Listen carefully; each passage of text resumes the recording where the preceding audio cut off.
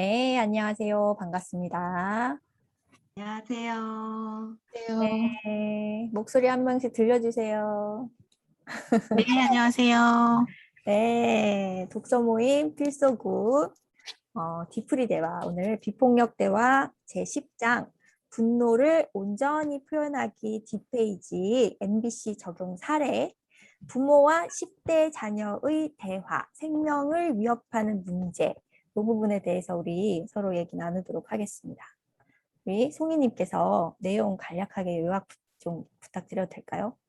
네, 이 두 집이 서로 마주보고 있는데, 15살 난 빌이, 앞집 이웃집인, 자동차를 허락도 없이 몰고 나간 거예요. 두 친구가. 근데 음, 사고도 일어나지 않았어요. 음, 그리고 몰래 그 자리에 뒀어. 그래서 그냥 뒀으면 어느 누구도 차를 가져갔을 거라고는 상상도 못 했을 텐데, 앞집 딸이 그걸 이제 고자질을 한 거야. 오빠가 그 차를 가지고 이제 밤에 몰래 가지고 갔어라고 해서 이제 차를 몰고 간 아이 아빠가 알게 된 거예요. 그래서 이 부분을 지금 이제 아빠하고 빌이 얘기를 나누고 있는 내용이거든요. 그래서 아이는 아니 사고도 안 났고 아무도 안 다쳤는데 뭐가 문제예요? 라고 얘기를 하고 있는 거고, 이제 아빠는 만약에 이제 위험한 일이 생겼을 수도 있었다라는 이제 서로의 이제 그 내면 안에 있는 욕구를 이제 찾아가는 단계의 사례인 것 같아요. 음, 네. 그래서 그 마지막에는 결국은 이제 이 빌은 자기 친구와 사이가 계속 좋은 관계로 남고 싶잖아요. 그러니까 사과를 하지 않고 계속 이렇게 나가면 이제 그렇게 되기는 힘드니까 결국 그래서 사과를 하러 가면서 자기의 욕구를 알고 사과를 하러 가는 그런 사례입니다. 누가 누구한테 사과한 거예요, 그러면? 차를 몰고 간 빌이 앞집 아저씨한테 사과하러 가야지. 차주한테. 아, 어, 앞집 차를 몰고 가서. 네.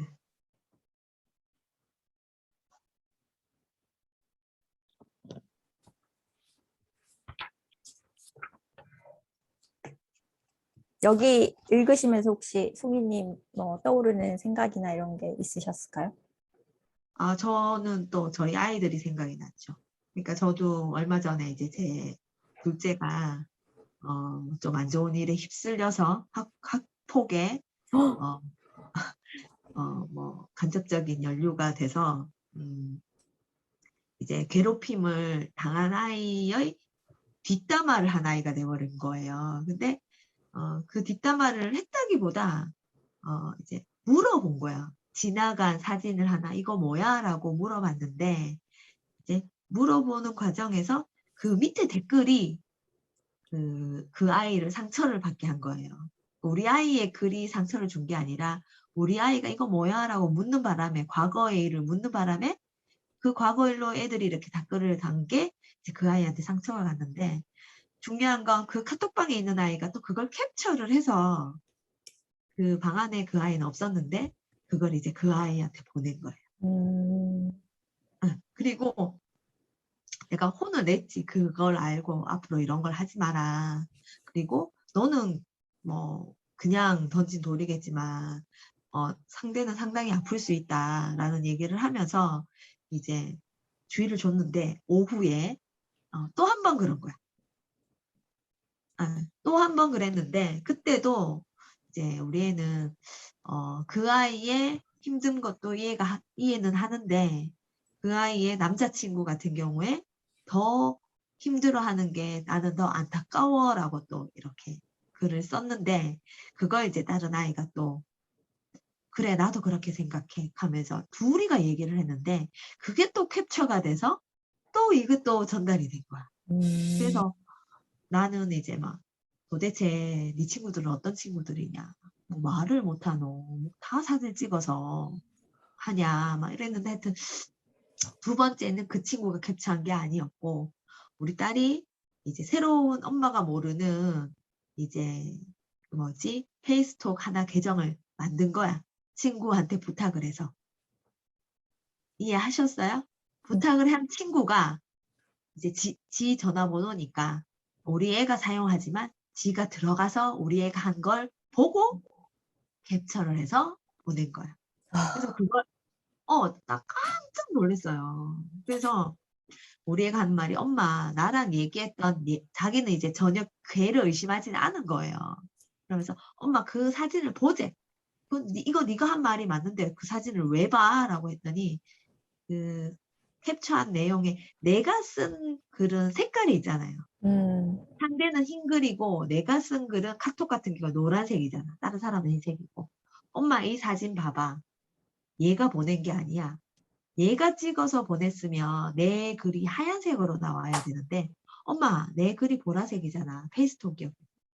이거는 내 계정으로 들어가서 사진을 찍은 애야. 그러니까 사진을 찍은 애가 동일한 애거든요.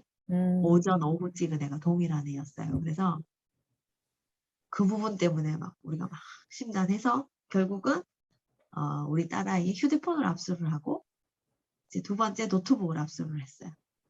그래서 저는 이거하고 똑같지는 않은데 제가 이제 또 비폭으로 접근을 했죠. 네, 이제 네가 실수한 거 자기는 안 돼. 대화를 나눴더니 엄마 내가 뭘 잘못했는지 알아. 근데 그러면 왜 이렇게 화를 내고 네가 힘들어해? 제가 물었죠. 네가 힘든 거 엄마한테 얘기해. 뭐든 얘기. 엄마가 들어줄게. 너 두고 있으면 안 돼. 라고 얘기를 했을 때 난 정말 또 깜짝 놀랐잖아. 엄마 나 친구랑 그 친구가 너무 밉고 원망스럽고 속상해. 그래서 이렇게 얘기를 할 줄 알았거든. 그렇게 얘기할 줄 알았거든. 근데 친구는 괜찮대. 왜? 말도 안 하면 된대. 말할 가치가 없대. 말도 안 하고 싶대. 근데 뭐가 제일 힘들어? 엄마가 휴대폰 가져간 게 제일 힘든데. 공감된다. 엄마가 맞죠. 그래서 그러면 어쨌거나 너가 이번에는 잘못한 게 있으니까 이제 휴대폰 일주일 압수 대신 노트북은 그 다음날 주기로 했어요. 친구들하고 소통을 하고 싶다는 거지 최소한. 그래서 그러면 좋아. 휴대폰 일주일 압수는 네가 납득할 수 있겠어? 그러니까 납득할 수 있겠대. 내가 이 얘기를 왜 하냐면 여기서 빌이 사과하러 가기 싫어요. 싫어해요. 아버지한테 이제 같이 손 붙잡고 아저씨한테. 근데 이 빌이 원하는 건 그 집 친구, 자기 친구랑 못 만나게 되잖아. 만약에 아저씨한테 사과를 못하면 아저씨가 둘이 놀라고 안 할 거잖아요. 근데 자기가 정말 원하는 건 그 친구와 계속 친구 관계로 남기를 원하거든요. 네. 그러면서 저희 딸아이가 이제 휴대폰을 원하는 걸 간절하게 원하는 걸 이해하게 됐어요. 그런 일이 있었답니다.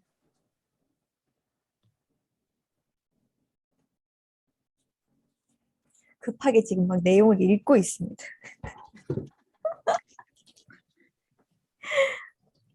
근데 이 지금 아버지가 그 MVC를 하신 분이에요.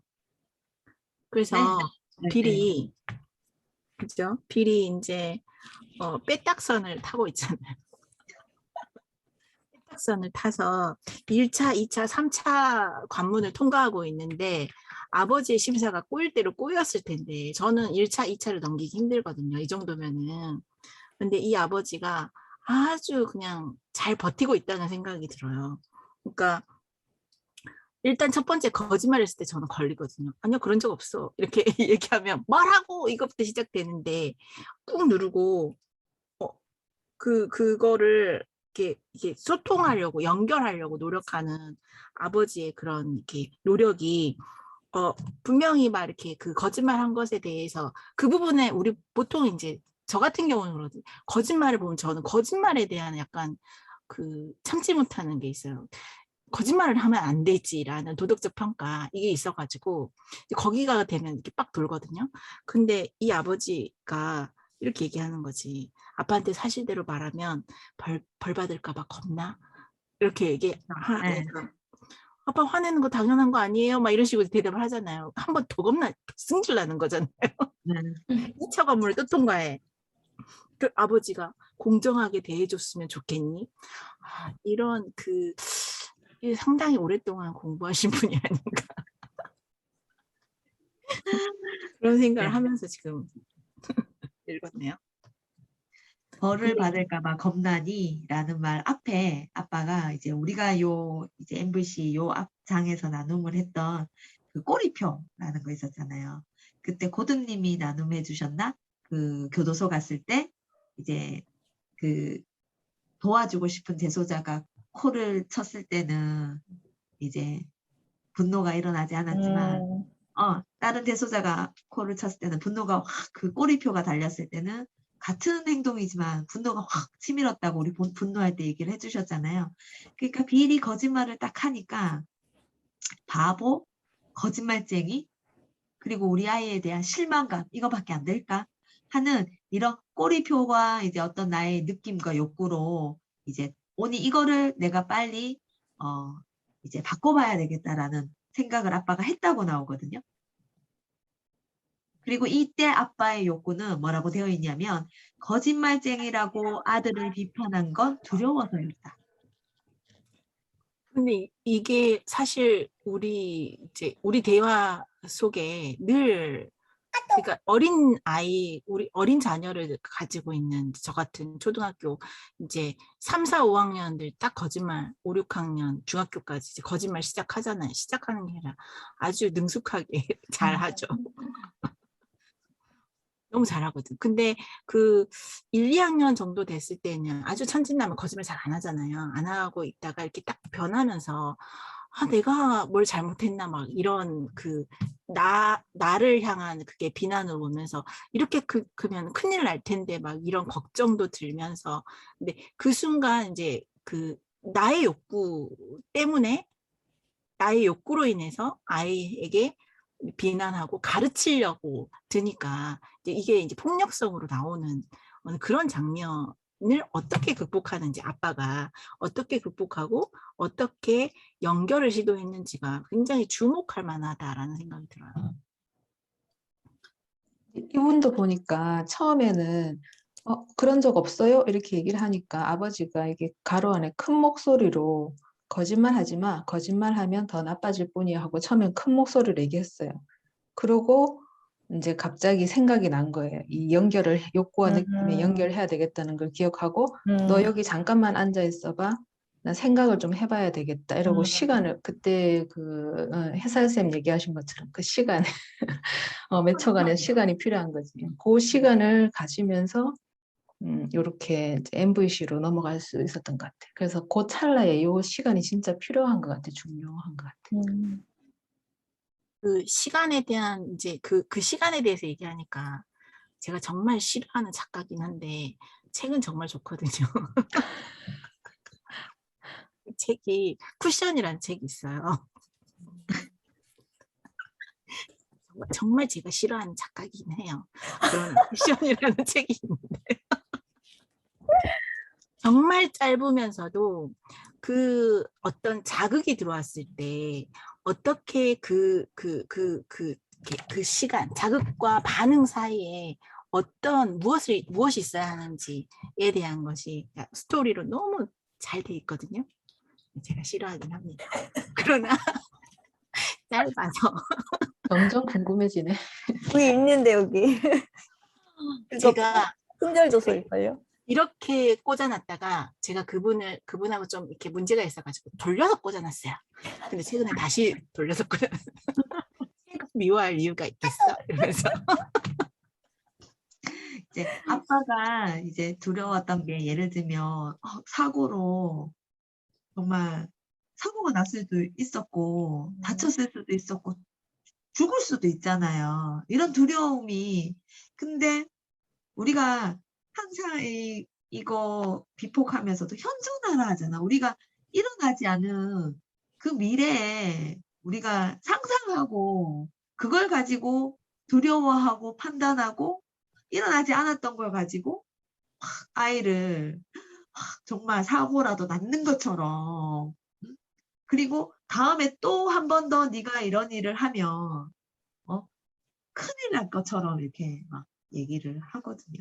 근데 거기에는 정말 부모가 자식을 아끼는 그런 마음과 욕구가 사실 들어가 있잖아요. 그러니까 아이들이 또 그거를 나중엔 알거든요. 알더라고요. 어쨌든 아빠 많이 참았어. 시간을 가지고 천천히 고도님 말씀처럼 생각 좀 해보자. 라고 하셨던 아이들이 아나요? 알던데요.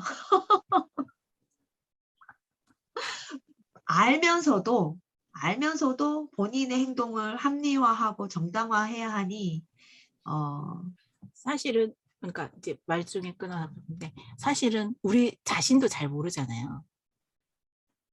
내가 왜 이렇게 화를 내는지. 그러니까 그 순간에는 모르고 화를 이렇게 냈다가 다시 곰곰이 생각해 보면 이 아버지처럼 아, 내가 두렵구나. 그리고 내가 잘 키우고 싶구나.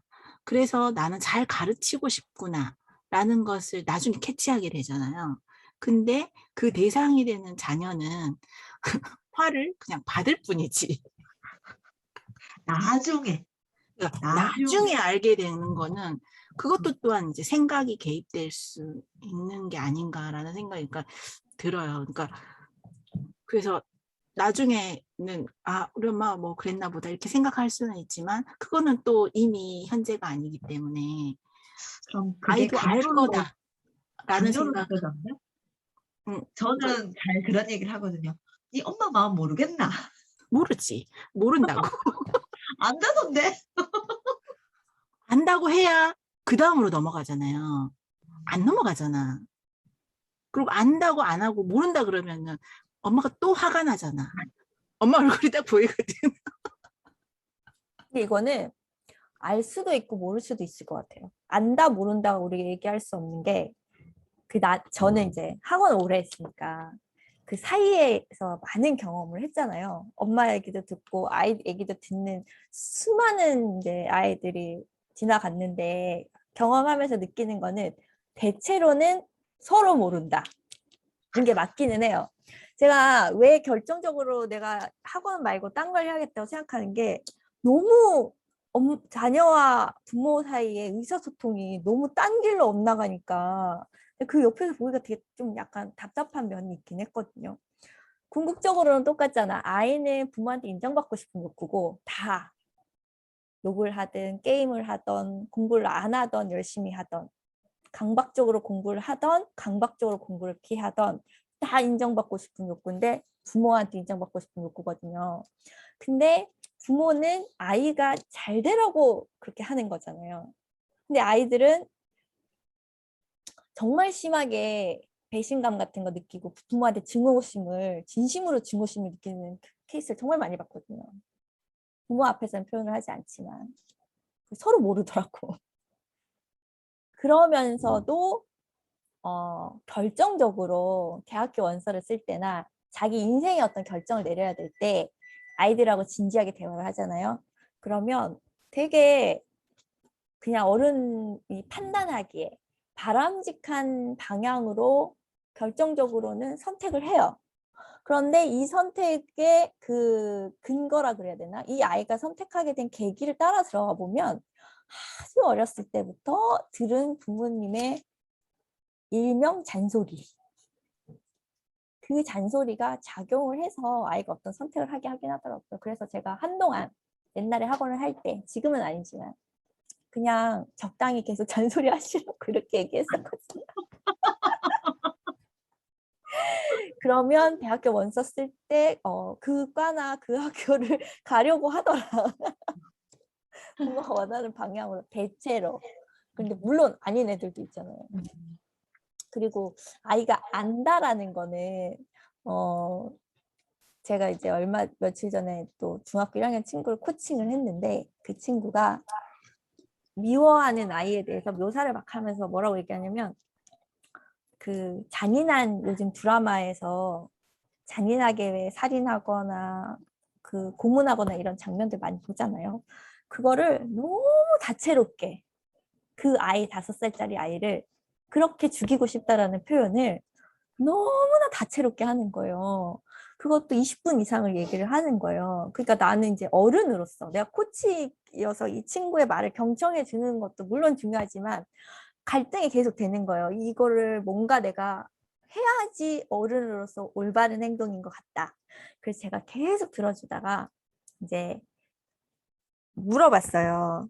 그 아이가 몇 살이냐, 5살이래. 그 아이가 너를 터치할 때 넌 어떤 감정이 드냐, 뭐 이런 거 얘기하면서 그냥 좀 관점 전환을 하고 싶어서 네가 5살 때 너는 어땠는지 혹시 기억이 나니? 제가 이 질문을 했어요.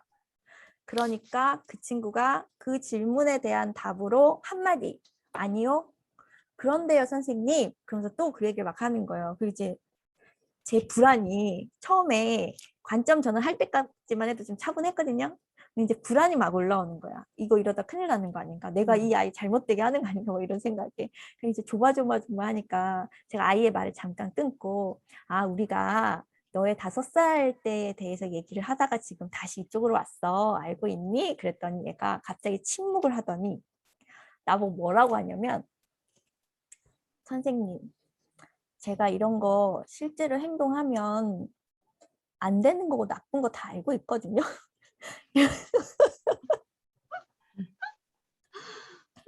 제가 그 말을 딱 듣는 순간 뒤통수를 팍 맞는 것 같았어요. 너무 미안한 거야. 아이한테.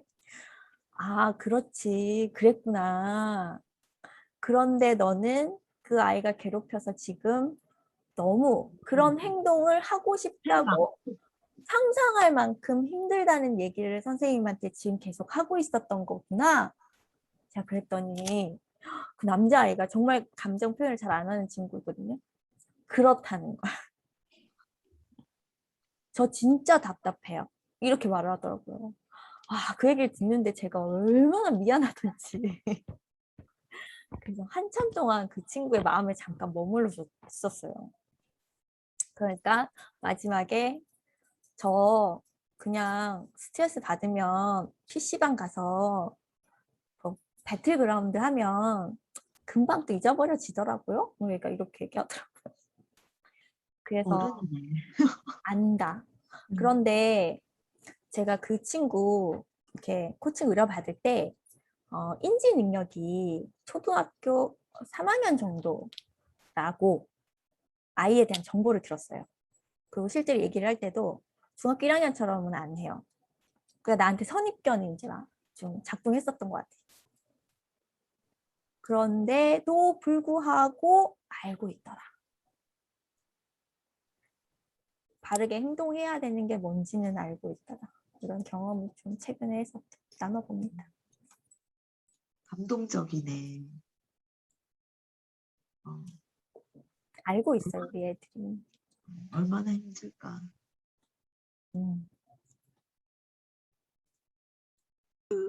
저도 아이들 그런 이제 처음에 아이들을 만나면서 제일 당황스러운 게 우리 이제 책 읽고 나서 그림 그리고 막 이러면 이제 독후 활동 하는데 죽이고 피 흘리고 칼 들고 막 이렇게 하는 거 남자애들 5학년 6학년은 다 죽이거든요.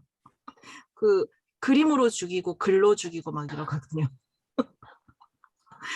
우리 자유글쓰기 뭐 이런 거 하는데 단어 2개 주고 자유글쓰기 이런 거 하면 어김없이 죽여요. 그게 너무 힘들었어, 나는 처음에. 그게 애들이 이래도 될까? 막 이런 생각을 너무 했었는데 나중에는 그게 그 시기에 아이들이 그렇게 푼다는 거를 뭐 어떻게 이제 알게 됐어요. 그러니까 이게 몇 년 이렇게 하다 보니까 알게 되더라고, 자연스럽게. 그리고 그게 너무나 자연스러운 일이라는 것을 알게 되고 나니까 이 아이들이 얼마나 힘든가라는 생각이 들면서 마음껏 죽여라. 오늘 또 죽었나? 이러면서 그래 수업을 하고 있거든요. 그렇죠. 그렇게 해소한다는 거. 그 얼마나 이 답답하고. 남편이 보면 그 전쟁 영화를 되게 좋아하던데 전 그거 되게 못마땅하거든요. 스트레스 때문에 그러나? 전쟁에서 사람들이 막 그렇게 총을 쏘고 죽어나가고 하는 거, 그걸로 스트레스가 쌓여서 그걸로 뭔가 해소를 하는 건가? 그런 생각이 드네요. 나 왜 자꾸 전쟁 영화를 보지 하면서 나는 그 좀 되게 우리 못마땅해. 생각도 좀 짠하네. 그렇게 좀비를 좋아해. 좀비를 죽여. 보면 그 좀비는 또 곱게 죽이나? 막 총을 쏴도 막 가방도 쏴. 막 머리를 막. 내가 여보 이거 보면 정신 건강이 해롭지 않아. 자기 재밌대. 근데 좀 위로해줘야 될 것 같아. 전에 얘기했었잖아. 우리 연애할 때 영화 따로 보러 들어갔어. 음, 귀엽고 별행이들을 보러 가더라. 연애를 했는데 영화를 따로 보러 갔다고? 영화관에 같이 들어가고 각자 원하는 영화를 보러 들어가. 진짜 영화를 보러 갔네. 보통 연애할 때 영화 극장에 가는 거는 같이 있으려고 가는 거잖아요. 우리 영화 보러 갈 때. 실용주의파. 컴컴한데 우리 같이 있으려고 가는 순수했어요. 우리 순수했어요. 거. 순수한 게 아니지. 그랬나?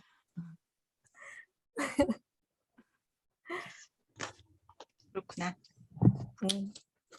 마무리합시다 우리. 벌써 다 끝난 거 아니야? 대화 하나 했는데 마무리했어. 나 할 얘기 다 한 것 같아가지고. 오늘 많이 했다. 할 얘기. 그러니까 일단 처벌이란 거 이제 아버지가 이제 이 비일이 잘못했으니까 우리가 아이들이 잘못하면 저도 아까 말씀드렸듯이 휴대폰을 뺏는다거나 아니 벌을 세운다거나 이렇게 벌을 주잖아요. 그런데 거기에서 이제 애들이 저항을 한다는 거지. 진정하게 내가 뭘 잘못했는지 반성하지 않고 내가 잘못했는 것보다 엄마가 내 휴대폰 가져간 거에 대한 저항감이 더 크듯이 이제 처벌을 하면 그 처벌에 대한 저항감이 이제 먼저 강하게 다가온다는 이제 그런 말도 있고요. 그래서 기꺼이 응한다. 이제 빌에게 이제 부탁을 해보죠. 해보면서 아버지가 이런 말을 해요. 빌, 화나는 일이 일어날 때마다 예전처럼 너를 야단치고 위협하는 대신에 정말로 네 이야기를 들어주고 싶어. 조금 전처럼 내가 그 정도로 바보라는 걸 알아서 참 기분 좋네요 하는 식으로 말하는 것을 들으면 나도 참기가 힘들거든. 아빠도. 나도 이 문제에 대해 너의 도움이 필요해 라고 부탁을 해요. 아들한테.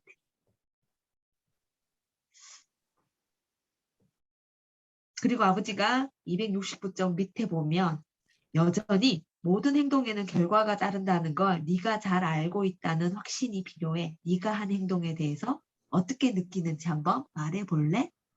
라고 물어봅니다. 그래서 마지막은 이제 270쪽. 이것도 바로 네 행동에 따른 결과 가운데 하나야. 네 행동에 책임을 질 의사가 있니?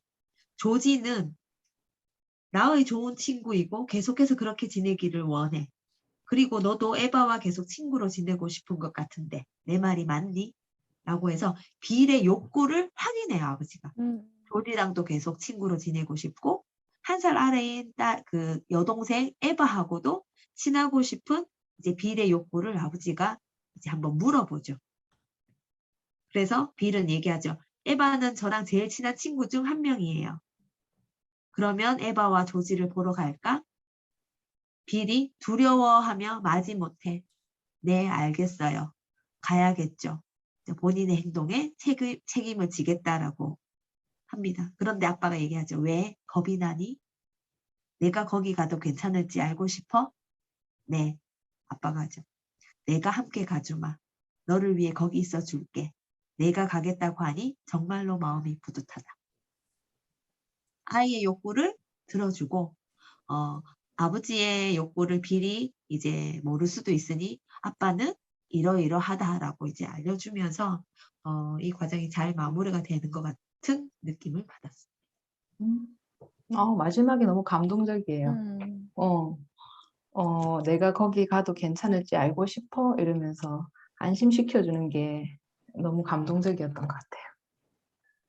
저는 이 대화를 이제 읽으면서 사실 우리가 직접 이제 듣지 못하니까 읽으면서 이 대화의 주체가 이렇게 말을 하는 사람은 그러니까 이 아버지지만 아버지가 결국에는 아들의 결심을 강요한 것이 아니라 아들이 결심할 수 있도록 끊임없이 들어주고 또 용기를 북돋아주고 그렇게 자신의 욕구를 들여다보면서 또 아이의 욕구를 또 읽어주고 이렇게 했던 그 아버지가 주체가 아니라 아들이 주체가 될 때까지 기다려준 아버지의 그 가로 안에 그 마음이 굉장히 이렇게 느껴지는 그런 대화여서 그 부분이 집중해서 읽어보니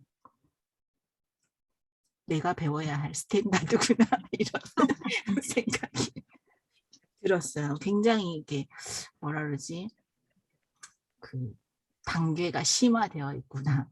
이 MVC 많이 배웠네 이분 이런 생각이 들었습니다. 그래서 아까 그 송이님이 짚어주셨던 그러니까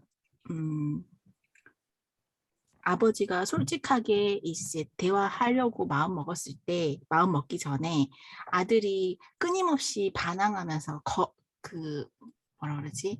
그 저항하는 거죠. 그러니까 평소에 이들의 대화가 아버지와 아들의 대화가 그 우리와 그러니까 부모와 자녀의 대화가 늘 갑자기 MVC 한다고 아들이 MVC로 따라오지 않잖아요. 맞아요. 하던 대로 해. 이거 하는 거잖아요. 원래 아빠는 화내고 나는 왜 그런 건데 왜 느닷없이 뭔 일이야? 뭐 배워왔어? 뭐 이런 느낌인 거죠. 여기로 나오잖아요. 아버지가 공정하게 대해 주었으면 좋겠니? 라고 물으니까 빌이 바로 얘기해요. 아빠는 그렇게 하지도 않을 거면서 이해하고 공정하게 대해 줄 것처럼 말씀하시네요. 이렇게 얘기해요.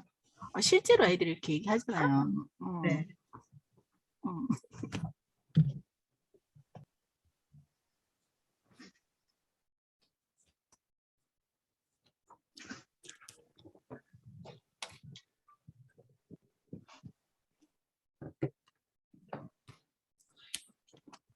추가로 이야기 보태주실 분.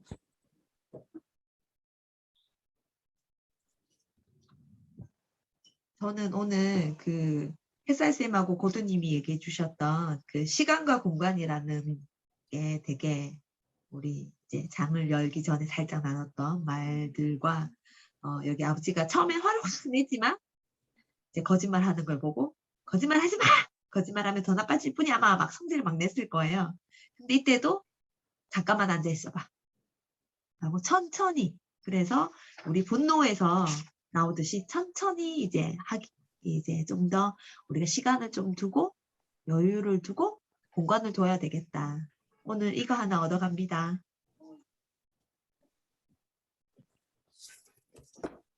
쿠션을 가져야 합니다. 그 자극과 반응 사이에 그 쿠션은 어떤 자극을 이렇게 바로 받아서 반사시키지 않고 완충하는 작용이 있잖아요. 그 쿠션 안에서 우리가 무엇을 해야 될지를 오늘 이 대화에서 배우게 되는 게 아닌가 하는 생각이 듭니다. 갑자기 우리 딸이 와가지고 휴대폰 시간 늘려달라고 요청하는 바람에 그쵸. 따님